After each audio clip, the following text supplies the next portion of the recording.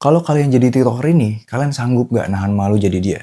Jadi, bulan Juni lalu, ada seorang TikToker, cewek, followersnya udah jutaan. Mau ngadain meet and greet. Udah excited dan seneng banget. Bahkan dia bilang nanti bakal ada sesi foto. Sekali foto harganya $5. Nah, sampai di hari hanya dia meet and greet, boom! Gak ada yang datang sama sekali. Ada sih satu orang, itu pun cuma mau ngeledekin doang.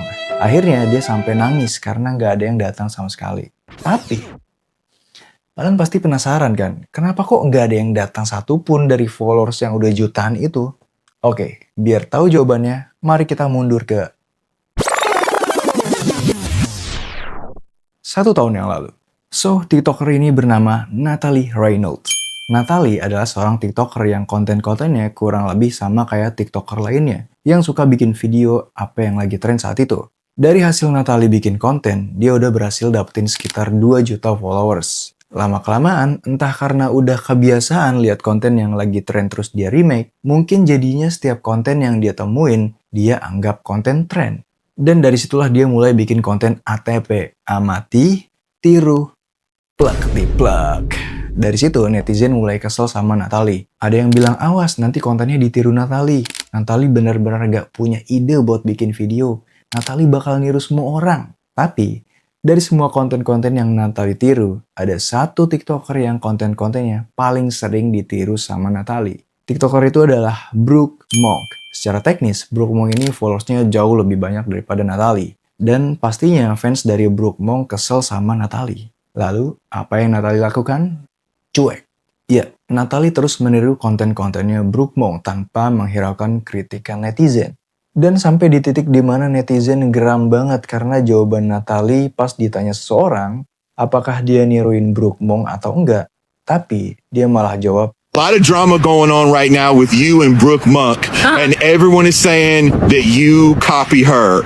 How do you feel about that? I get mad because she copies everything I do. Bukan dia yang niruin Brooke Monk, tapi Brooke Monk yang niruin dia. Dan di sini bener-bener panas banget fansnya Brooke Monk sama para netizen. Nah, di tengah panasnya fans Brooke Monk sama netizen ke Natalie, Natalie justru bawa kabar baik, yaitu akhirnya Natalie bikin konten original, asli buatan dia sendiri. Tapi, jangan senang dulu. Karena konten original yang dia buat ini justru menjadi penyebab hilangnya akun TikTok Natalie yang udah dia bangun selama ini. So, di suatu hari yang random, Natalie ngasih challenge ke seorang wanita tunawisma. Kata Natalie, kalau lu berani nyebur ke danau ini, gue bakal kasih uang $20. Itu sekitar 300 ribuan. Wanita itu setuju dan dia langsung nyebur ke danau. Ready? Yeah, ready? Setelah wanita itu nyebur, ternyata si Natalie ngeprank. Kata Natalie, enggak, gue nggak nyuruh lu nyebur. I didn't tell you to jump in. Terus wanita itu ngomong lagi, ini gimana, gue gak bisa berenang, gue cuma bisa ngapung. Habis denger itu, bukannya nolongin, Natalie malah kabur sambil ketawa-ketawa. No, I didn't. Let's go. She's drowning in the lake. Udah $20-nya gak dikasih, ditinggalin lagi orang itu dalam keadaan hampir tenggelam. Setelah konten originalnya itu viral dan banyak kecaman dari warganet, gak lama akun TikTok Natalie di-ban permanen. Rasanya kayak kemenangan buat netizen. Akhirnya TikToker ngeselin kayak Natalie di-ban permanen. Tapi, jangan senang dulu. Karena gak lama kemudian, akun TikTok Natalie dibuka lagi ban-nya. Berkat satu hal yang Natalie lakukan, yaitu adalah dia datang ke kantor TikTok, berdiri di depan pintu kantornya, dan merengek nangis-nangis di situ. Keren gitu. Mungkin orang TikToknya tuh kayak, ini cewek rese nih. Dari tadi nangis-nangis di depan pintu, mana nangisnya jelek lagi. Kita buka aja lah ya ban akunnya. Buka nggak guys? Buka aja lah ya, biar dia pulang. Mungkin gitu. Dan akhirnya, Natalie berhasil bikin akun TikToknya balik lagi. Wow, hebat. Netizen pun jadi sebel lagi karena kemenangan yang mereka rasakan cuma sesaat. Tapi tenang, gak usah lama-lama sebelnya karena beberapa waktu kemudian di kantor TikTok mungkin terjadi percakapan seperti ini. Sekarang kan Natalie udah balik tuh tadi. Udah gak ada nih orangnya nih. Kita ban lagi aja kali ya. Serius. Tapi ntar kalau balik lagi gimana? Nah makanya nanti kita jangan kasihan lagi sama dia. Mau dia nangis sampai guling-guling kek, mau apa kek, pokoknya jangan dibuka deh bandnya.